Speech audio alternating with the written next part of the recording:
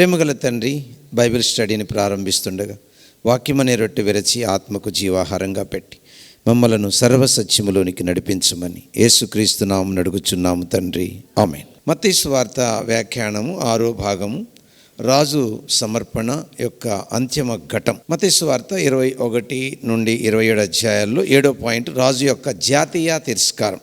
ఇందులో మత్తయి సువార్త 26, 27 అధ్యాయాలు కొనసాగుతున్నాయి. ఇందులో 18వ అంశం చిరిగిన దేవాలయపు తెర. మత్తయి సువార్త 27 అధ్యాయం 51 నుంచి 54 వరకు కొనసాగుతుంది. ఇప్పుడు మనం ఈ విషయాలు చూద్దాం. 51వ వచనం. అప్పుడు దేవాలయపు తెర పైనుండి క్రింది వరకు రెండుగా చినికెను, భూమి వణికెను, బండలు బద్దలాయెను. తెర ప్రధాన యాజకుణ్ణి తప్ప దేవుడు నివసించే అతి పరిశుద్ధ స్థలము నుండి అందరినీ వేరుపరిచింది. ఎప్పుడు? యేసు ప్రభు ఈ లోకంలో మన కొరకు చనిపోక ముందు జరిగిన సంఘటన. ఇప్పుడు ఏమైంది? దేవాలయపు తెర చినిగింది. ఆ తెర యేసు శరీరానికి సాదృశ్యం. ఎబ్రీ పత్రిక 10వ అధ్యాయం 19 నుంచి 20. సహోదరులారా, యేసు మన కొరకు ప్రతిష్ఠించిన మార్గమున అనగా నూతనమైనదియు జీవము గలదియు ఆయన శరీరము అను తెర ద్వారా ఏర్పరచబడిన దినమునైన మార్గమున ఆయన రక్తము వలన పరిశుద్ధ స్థలమునందు ప్రవేశించుటకు మనకు ధైర్యము కలిగి ఉన్నది గనుకను, దేవుని ఇంటిపైన మనకు గొప్ప యజమానుడు గనుకను. ఆయన శరీరమును తెర ద్వారా అంటే అర్థం ఆయన పరిశుద్ధమైన రక్తము ద్వారా. శరీరము రక్త మాంసాలు కలిగి ఉంది. ఆ రక్త మాంసాలు కలిగిన శరీరం సిలువలో యజ్ఞమైంది. ఆయన కార్చిన ఆ రక్తం ద్వారా ఇప్పుడు మనం ఎక్కడ ప్రవేశిస్తున్నాము? అతి పరిశుద్ధ స్థలములు. ఎంత ధన్యులమండి! ఒకప్పుడు త్రోసివేయబడిన వారం, ఒకప్పుడు విసర్జించబడిన వారం, ఇప్పుడు ఎవరి సిఫారసు లేకుండా నేరుగా దేవునితో మాట్లాడే యోగ్యత, నేరుగా దేవుని యొద్దకు. అంటే ఇక్కడ కళ్ళు మూస్తే అక్కడ కళ్ళు తెరవబోతున్నాం. దేవునికి మహిమ కలుగునుగాక. అయితే ఈ గొప్ప కార్యం జరిగినప్పుడు, ఏ గొప్ప కార్యం? యేసు ప్రభు అనే శరీరము ఆ శిలువలో యజ్ఞమైనప్పుడు తెర చిరిగింది. ఆ టైంలో ఏం జరిగింది? ఈ సృష్టికి సృష్టికర్త ఎవరో సృష్టికి తెలుసు. అందుకే బండలు బద్దలయ్యాయి, సమాధులు తెరవబడ్డాయి. అంటే అర్థం ఏంటి? సృష్టికర్త ఎవరో సృష్టికి తెలుసు, సమాధులకు కూడా తెలుసు. 52, 53. వారు సమాధులలో నుండి బయటికి వచ్చి ఆయన లేచిన తరువాత పరిశుద్ధ పట్టణములో ప్రవేశించి అనేకులకు అగపడిరి. యేసు ప్రభు పునరుద్ధానుడైన తరువాత సమాధుల్లో నుండి పరిశుద్ధులు లేచి యెరూషలేములోనికి వెళ్ళి చాలామందికి కనిపించారు. అయితే తరువాత వీరు ఏమయ్యారో బైబిలులో వివరించబడలేదు. అయితే ఇక్కడ ఏంటి అని అంటే, వీళ్ళు ఎలా తిరిగి లేచారో, యేసు ప్రభుని నమ్మిన ప్రతివారు ఒకరోజు తిరిగి లేబోతున్నారు. అంటే అర్థం ఏంటి? పరిశుద్ధుల శరీరాలు మళ్ళీ తిరిగి లేస్తాయి. ఎలా లేస్తాయి? మహిమ శరీరాలుగా, ఇంకా అక్షయమైన శరీరాలుగా. ఆ శరీరము రేపు దేవుడిచ్చే. ఇప్పుడు ఆల్రెడీ ప్రభునందు నిద్రించిన వారి ఆత్మ ఎక్కడుంది? దేవుని దగ్గర ఉంది. ఆ ఆత్మ ఎక్కడికి మళ్ళీ ప్రవేశిస్తుంది? మహిమ శరీరంలో ప్రవేశిస్తుంది. అప్పుడు అసలు లైఫ్ అనేది మనకు స్టార్ట్ కాబోతుంది అనే విషయము తెలియచేయడానికి, దానికి ముంగుర్తుగా కొందరు యేసు ప్రభు ఆ సిలువలో యజ్ఞమైనప్పుడు ఆ పరిశుద్ధుల సమాధులు తెరవబడినట్లుగా ఉన్నాయి అనే సత్యాన్ని మనం అర్థం చేసుకోవాలి. 54. శతాధిపతియు అతనితో కూడా యేసునకు కావలి ఉన్న వారును భూకంపమును జరిగిన కార్యములన్నింటినీ చూచి మిక్కిలి భయపడి నిజముగా ఈయన దేవుని కుమారుడని చెప్పుకొనిరి. ప్రకృతిలో జరిగిన విచిత్రమైన సంఘటనలు రోమా శతాధిపతి అతని సైనికులు చూచి యేసు ప్రభు దేవుని కుమారుడని నమ్మేలా చేశాయి. ప్రకృతిలో జరిగిన ఆ పెనుమార్పులు ఎవరిని నమ్మేటట్టు చేశాయి? శతాధిపతి అతని సైనికులను. కాబట్టి దేవుని బిడ్డలారా, ఈ సృష్టి దేవుడు ఎవరో తెలియచేస్తున్నాయి. సృష్టికి దేవుడు ఎవరో తెలుసు, సృష్టికర్త ఎవరో తెలుసు. దీన్ని బట్టి మనం నేర్చుకోవాల్సింది ఏంటంటే, మనము అమాయకుల్లాగా దేవుడు నాకు కనబడితే నేను నమ్మతనాల్సిన అవసరం ఏమీ లేదు. దేవుణ్ణి ఖచ్చితంగా గ్రహించడానికి లోకంలో ఎన్నో విషయాలు ఉన్నాయి. వాటిని అన్వేషించగలిగితే నిజమైన దేవుడు ఎవరో మనకు అర్థము అయిపోతుంది. 19వ విషయం, నమ్మకమైన స్త్రీలు. మత్తయి సువార్త 27 అధ్యాయం 55 నుంచి 56 వరకు. 55-56 వచనాలు వివరణ. యేసునకు ఉపచారము చేయుచు గలిలయ నుండి ఆయనను వెంబడించిన అనేక మంది స్త్రీలు అక్కడ దూరం నుండి చూచుచుండిరి. వారిలో మగ్దలేనే మరియయు, యాకోబు, యేసే అనువారి తల్లి అయిన మరియయు, జెబెదయి కుమారుల తల్లియు ఉండిరి. ప్రభువుకు నమ్మకంగా పరిచర్య చేసి గలిలియా నుండి యెరూషలేము వరకు ఆయనను వెంబడించి వచ్చిన స్త్రీలను గూర్చి మత్తయి ప్రత్యేకంగా చెప్పడం జరిగిందండి. ఎట్లనగా ఈ స్త్రీల నిర్భయత్వం గురించి, ప్రభు పట్ల వారికి ఉన్న ప్రత్యేకమైన ప్రేమను గురించి వివరించాడు. ఎందుకంటే శిష్యులు ప్రాణభయముతో పారిపోయినప్పుడు ఈ స్త్రీలు ప్రభుతోనే ఉన్నారు. ఎంత గొప్ప ఆధిక్యత స్త్రీలు సంపాదించుకున్నారు. ఎవరు ధైర్యంగా ఉండాలి? పురుషులు. కానీ ఎవరు ధైర్యంగా ఉన్నారు? స్త్రీలు. అందుకే స్త్రీల యొక్క స్థితినే దేవుడు మార్చేశాడు. ఎప్పుడు? పునరుద్ధానం తర్వాత. అంతకుముందు స్త్రీకి ఏం లేదు, విలువ లేదు. కానీ పునరుద్ధానం తర్వాత స్త్రీకి ఏమొచ్చింది? ఎంత విలువ వచ్చిందంటే పరలోకంలో స్త్రీలే ఎక్కువ వెళ్తారు. రేపు 20 అంశం, అరిమతెయ యేసేపు సమాధిలో యేసు ప్రభుని పాతిపెట్టుట. 27వ అధ్యాయం 57 నుంచి 61 వరకు ఇది కొనసాగుతుంది. మత్తయి సువార్త 27వ అధ్యాయం 57-58 వచనాలు. యేసు శిష్యుడిగానున్న అరిమత్తయ్య యేసేపు అను ఒక ధనవంతుడు సాయంకాలమైనప్పుడు వచ్చి పిలాతునొద్దకు వెళ్ళి యేసు దేహమును తనకిమ్మని అడుగగా పిలాతు దానిని అతనికి అప్పగింపనాజ్ఞాపించెను. లూకా సువార్త 23:51 ప్రకారం సన్ ఎడ్రిన్ సభ సభ్యుడైన అరిమతయ్య యేసేపు అను ఒక ధనవంతుడు యేసుని పిలాతుకు అప్పగించాలన్న మహాసభ నిర్ణయాన్ని అంగీకరించలేదు. ఎంత ధైర్యం ఉండాలండి! అయితే ఇతను ధైర్యంగా పిలాతు దగ్గరికి వెళ్ళి తన ప్రభువుని పాతిపెట్టడానికి అనుమతి కోరాడు. యేసు ప్రభు శరీరాన్ని పాతిపెట్టడము అంటే అతడు ఆర్థికంగా, సాంఘికంగా, మతపరంగా తనను తాను పాతి పెట్టుకున్నట్లే. ఎందుకంటే ఈ కార్యం యేసు ప్రభుని చంపిన వారి నుండి అతన్ని శాశ్వతంగా వేరు చేసిందని గ్రహించాలి. వాస్తవంగా అందరూ యేసు ప్రభుని సిలువేయడానికి ఒక కూటమిగా లేకుంటే ఒక సమాజంగా కూడుకున్నారు. అలాంటి వారిలో నుండి వేరైపోయాడు. ఎవరు? అరిమతెయ యేసేపు. నిజంగా ఎంత ధైర్యం ఉండాలండి! ఆ దినాల్లో ఒక పద్ధతి ఉండేది. ఎవరైనా యేసు ప్రభువుని కానీ ఒప్పుకున్నా లేదా అంగీకరించినా వారిని వారి యొక్క మతములో నుంచి ఏం చేసేవారు? వెలివేయడం చిన్న విషయం కాదు. 21వ అంశం అండి, సమాధికి కావలి. 27వ అధ్యాయం 62 నుంచి 66. ఇందులో 62 నుంచి 64 వచనాలు వివరణ. మరునాడు అనగా సిద్ధపరచు దినము వరకు మరుసటి దినమున ప్రధాన యాజకులను పరిసయ్యులను పిలాతునొద్దకు కూడి వచ్చి, అయ్యా, ఆ వంచకుడు సజీవుడై ఉండినప్పుడు 3 దినములైన తరువాత నేను లేచెదనని చెప్పినది మాకు జ్ఞాపకమున్నది.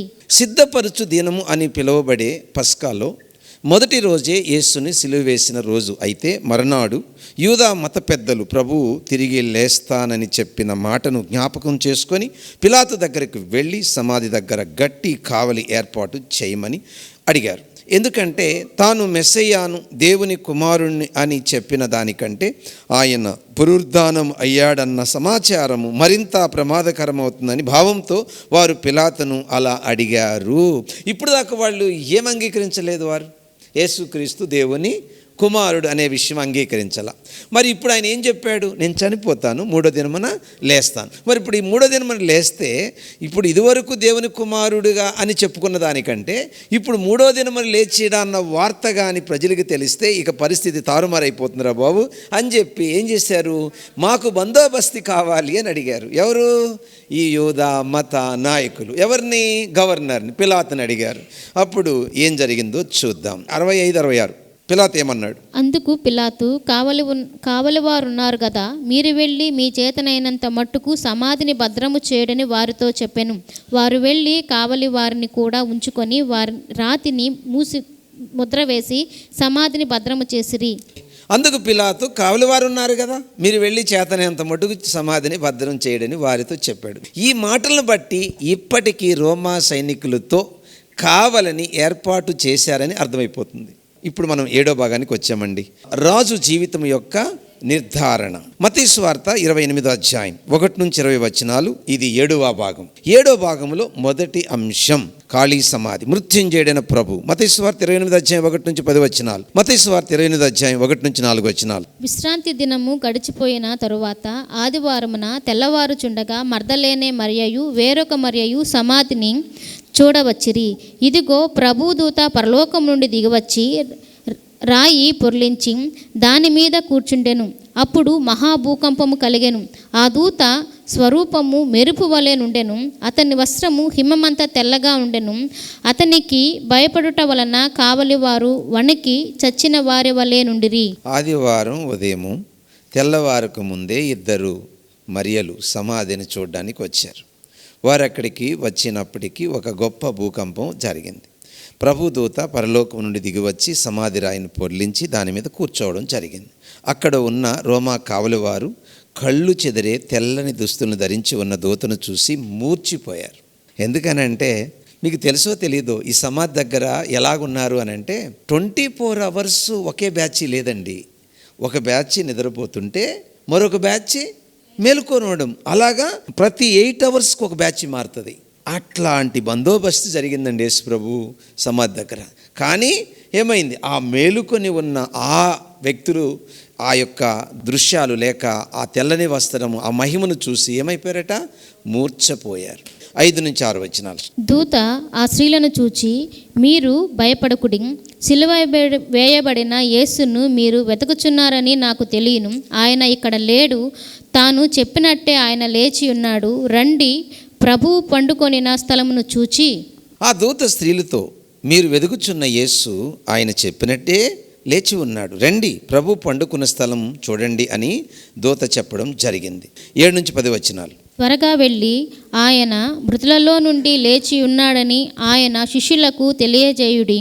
ఇదిగో ఆయన గలిలయలోనికి మీకు ముందుగా వెళ్ళుచున్నాడు, అక్కడ మీరు ఆయనను చూతురు. ఇదిగో మీతో చెప్పితినెను. వారు భయము చేతను మహా ఆనందముతోనూ సమాధి వద్ద నుండి త్వరగా వెళ్ళి ఆయన శిష్యులకు ఆ వర్తమానము తెలుప పరిగెత్తుచూ ఉండగా యేసు వారిని ఎదుర్కొని మీకు శుభమని చెప్పెను. వారు ఆయన యొద్దకు వచ్చి ఆయన పాదములు పట్టుకొని ఆయనకు మ్రొక్కగా, యేసు భయపడకుడి, మీరు వెళ్ళి నా సహోదరులు గలిలయకు వెళ్ళుననియు వారక్కడ నన్ను చూతురనియు వారికి తెలుపుడనెను.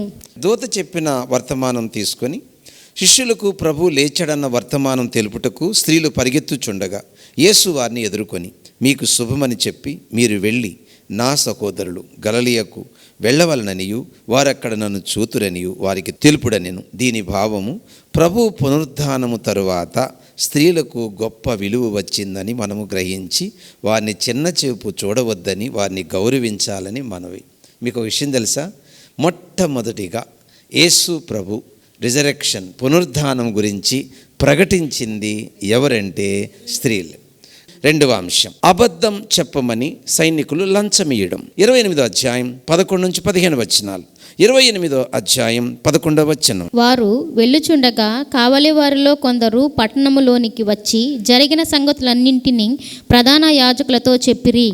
మూర్చిపోయిన సైనికులు స్పృహలోకి వచ్చిన తరువాత కొందరు ఈ సంగతి చెప్పడానికి ప్రధాన యాజకుల దగ్గరికి వెళ్ళారు. కారణము, సమాధి ఖాళీగా ఉంది. అంటే ఏం చేయలేకపోయారు, వాళ్ళ సమాధిని అది మూసి ఉన్నట్టే ఉంచలేకపోయారు. వర్షంగా ఏం చేయాలి, వీళ్ళు డ్యూటీ ఏంటి, సమాధిలో నుంచి ఎవరు బయటికి రాకుండా చూసుకోవాలి. ఇప్పుడు సమాధి ఏమైపోయింది, ఖాళీ అయిపోయింది. ఇప్పుడు పరుగున వెళుతున్నారు. ఎవరి దగ్గరికి వెళ్తున్నారు, ఏ మత నాయకులైతే బందోబస్తును అధికం చేయమని పిలాతును అడిగారో, ఏ పిలాతు గవర్నర్ అయితే అయ్యా మీరే చూసుకోండి అక్కడున్న జనం అని చెప్పాడో వాళ్ళ దగ్గరికి మళ్ళీ వీళ్ళు వెళ్తున్నారు పరుగున. ఎందుకు వెళ్తున్నారు, చదవమ్మ 12-13. కాబట్టి వారు పెద్దలతో కూడి వచ్చి ఆలోచన చేసి ఆ సైనికులకు చాలా ద్రవ్యం ఇచ్చి, మేము నిద్రపోవచ్చు ఉండగా అతని శిష్యులు రాత్రి వేళ వచ్చి అతనిని ఎత్తుకొని పోయారని మీరు చెప్పుడి. సైనికులు చెప్పిన వార్త విని యోధా మత నాయకుల గుండెల్లో రైళ్లు పరిగెత్తినట్లయింది. ఎందుకు, ఈ సత్యాన్ని మనము ఎట్టి పరిస్థితుల్లో మరుగు చేయలేం. ఏ సత్యాన్ని, ఆయన తిరిగి లేచాడు. భయపడిపోయారు. ఇప్పుడు ఏం చేయాలి, ఎందుకంటే ఈ సత్యాన్ని దాయడం చాలా కష్టం. చివరికి ఆ నాయకులు ఆ కావలి వారికి లంచమిచ్చి తాము నిద్రిస్తూ ఉండగా యేసు శిష్యులు రాత్రివేళ ఎత్తుకొని పోయారని అబద్ధము చెప్పమని చెప్పారు. యేసు ప్రభు తిరిగి లేచాడన్నట్టుకు ఇది ఒక గొప్ప రుజువు. 14వ వచనం, ఇది అధిపతి చెవినబడిన ఎడల మేమతన్ని సమ్మతిపరచి మీకేమియూ తొందర కలగకుండా చేతుమని చెప్పిరి. రోమా చట్టం ప్రకారము విధి నిర్వహణలు సైనికులు నిద్రపోతే వారికి మరణదండన శిక్ష. కానీ ఈ సంగతి గవర్నర్కు తెలిస్తే తాము అతన్ని సమ్మతి పరుస్తామని మతనాయకులు వారికి వాగ్దానం చేశారు. దీన్ని బట్టి సన్ హెడ్రిన్ మహాసభ వారు నేర్చుకున్నది ఏంటంటే సత్యం దాని విషయం అదే రూఢిపరుచుకుంటుంది, కానీ అదే ఒక అబద్ధాన్ని సమర్థించడానికి లెక్కలేనన్ని ఇతర అబద్ధాలు చెప్పవలసి వస్తుందని వారు నేర్చుకున్నారు. కానీ వారు మారలేదు, గ్రహించలేదు. 15వ వచనం, అప్పుడు వారు ఆ ద్రవ్యము తీసుకొని తమకు బోధింపబడిన ప్రకారము చేసిరి. ఈ మాట యూదులలో వ్యాపించి నేటి వరకు ప్రసిద్ధమై ఉన్నది. అయినా ఈ అపోహ యూదుల్లో అన్యుల్లో కూడా వ్యాపించి నేటి వరకు ప్రసిద్ధమై ఉంది. దీనిని బట్టి మనం గ్రహించాల్సింది ఏమిటనగా లోకం అబద్ధాన్ని నమ్మినంత త్వరగా సత్యాన్ని నమ్మదు. కారణం మనిషి అసత్యానికి పిల్లలు, సాతానుడు అబద్ధములకు జనకుడు. ప్రభువు తిరిగి లేచాడనడానికి చరిత్ర సత్యాలు చెప్తాను ఇప్పుడు. మార్కు సువార్త 16వ అధ్యాయం 9 నుంచి 11 వచనాలు, మగ్దలేని మరియకు కనబడుట. ఆ తర్వాత మత్తయి సువార్త 28వ అధ్యాయం 8 నుంచి 10 వచనాలు, స్త్రీలకు అని ఉంటుంది. స్త్రీలకు అక్కడేమో మగ్దలేని మరియ, ఇక్కడ స్త్రీలు అంటే ఒకరికంటే ఎక్కువ ఉన్నారని అర్థం. లూకాసు సువార్త 24వ అధ్యాయం 34వ వచనం, పేతురుకు కనబడ్డాడు. నెక్స్ట్ పాయింట్, లూకాసు సువార్త 24వ అధ్యాయం 13 నుంచి 32, ఇద్దరు శిష్యులకు కనబడుట. నెక్స్ట్ యోహాను సువార్త 20వ అధ్యాయం 19 నుంచి 25 వచనాలు, తోమా లేకుండా శిష్యులందరూ కనిపించాడు. యోహాను సువార్త 20వ అధ్యాయం 26 నుంచి 31 వచనం, తోమాతో శిష్యులు కనబడ్డాడు. కొరింథీ రాసిన మొదటి పత్రిక 15వ అధ్యాయం 7లో 500 మంది కంటే ఎక్కువ విశ్వాసులకు కనబడుట. మొదటి కొరింథీ 15:7లో యాకోబు కనబడుట. అపొస్తలుల కార్యము 1వ అధ్యాయం 3 నుంచి 12 వచనాలు, ఒలివల కొండ మీద శిష్యులకు కనబడుట. దీన్ని బట్టి మనం గ్రహించాల్సింది ఏమిటనగా పునరుద్ధాన సత్యాన్ని ఎవరైనా తిరస్కరించవచ్చేమో కానీ అది అసత్యమని మాత్రం నిరూపించలేరు. 3వ అంశం, మహా నియామకం. మత్తయి సువార్త 28వ అధ్యాయం 16 నుంచి 20 వచనాలు, మత్తయి సువార్త 28వ అధ్యాయం 16-17, 11 మంది శిష్యులు యేసు తమకు నిర్ణయించిన గలిలయలోని కొండకు వెళ్ళిరి. వారు ఆయనను చూచి ఆయనకు మ్రొక్కిరి గాని కొందరు సందేహించిరి. మృతుల్లో నుండి లేచిన యేసు ప్రభు గలిలీలో పేరు తెలియని ఒక పర్వతం మీద శిష్యులకు ప్రత్యక్షమయ్యాడు. ఈ ప్రత్యక్షతను గురించి మార్కు 16వ అధ్యాయం 15 నుంచి 18లో చూస్తాం. మొదటి కొరింథీ 15:6లోను రాశారు. ప్రభు శ్రమలు శాశ్వతంగా తొలగిపోయాయి. యేసుప్రభు అనుభవించిన శ్రమలు తొలగిపోయాయి, ఇంక లేవు. ఆయన జీవించి ఉన్నాడు కాబట్టి వారు కూడా జీవిస్తారు. ఎవరు?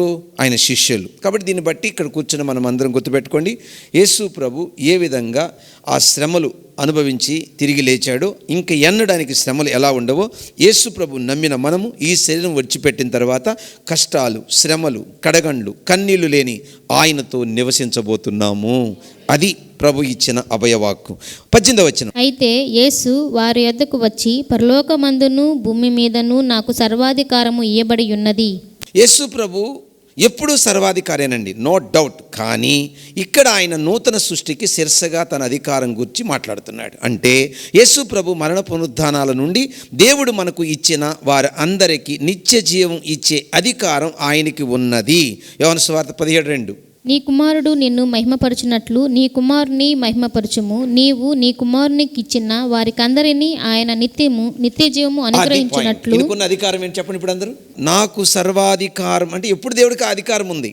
బట్ ఇక్కడ మాట్లాడిన అధికారం నిత్య జీవం. అది గుర్తుపెట్టుకోండి. 19 నుంచి 20, కాబట్టి మీరు వెళ్ళి సమస్త జనులను శిష్యులుగా చేయుడి. తండ్రి యొక్కయు కుమారుని యొక్కయు పరిశుద్ధాత్మ యొక్కయు నామములోనికి వారిని బాప్తీసం ఇచ్చుచు. నూతన సృష్టికి శిరస్సుగా ఆయన మహా నియామకాన్ని జారీ చేశాడండి. దానిలో ఆ రాజును తిరస్కరించిన దగ్గర నుండి ఆయన రెండో రాకడ వరకు ఉన్న మధ్య కాలములోని విశ్వాసులందరికీ అన్వయించే స్థిరమైన ఆజ్ఞలు ఉన్నాయి. ఏంటి ఆ స్థిరమైన ఆజ్ఞలు? ఇప్పుడు చెప్తాను వినండి.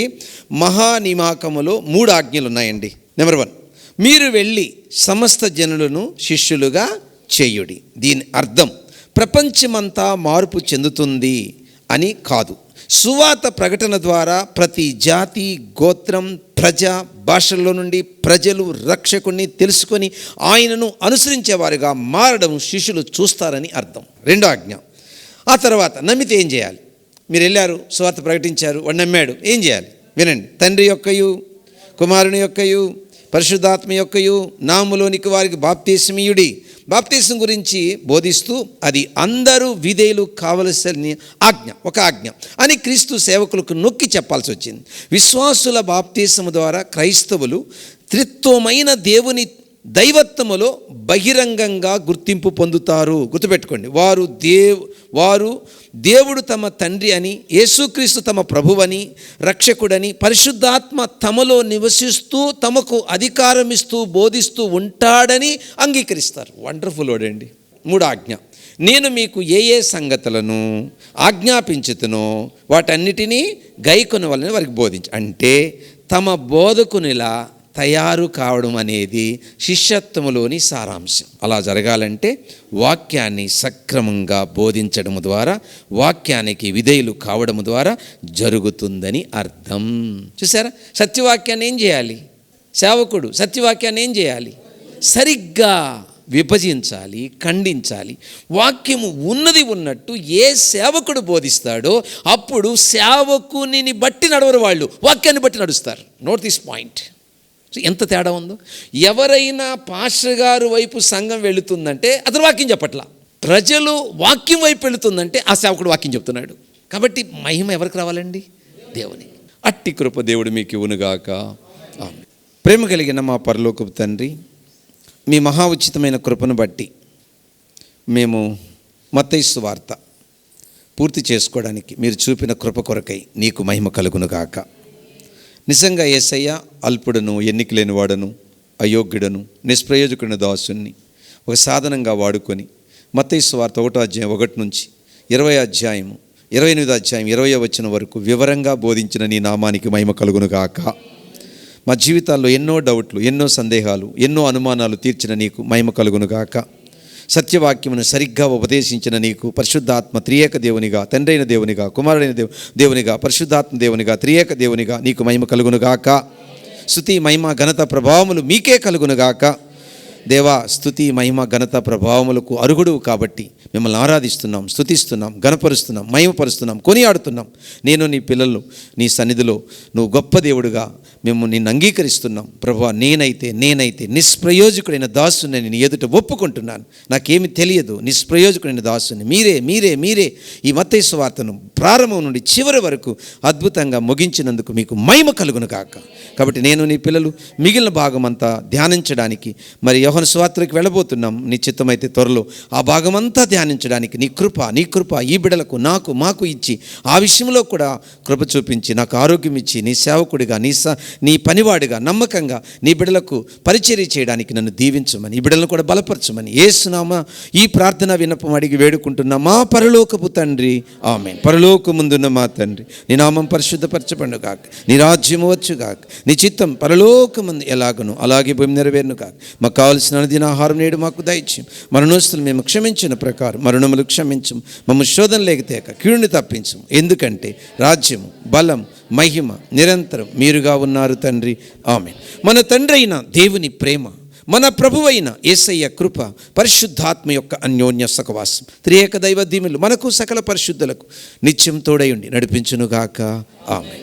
దైవాశిష్యులు అందరికీ వందనాలు.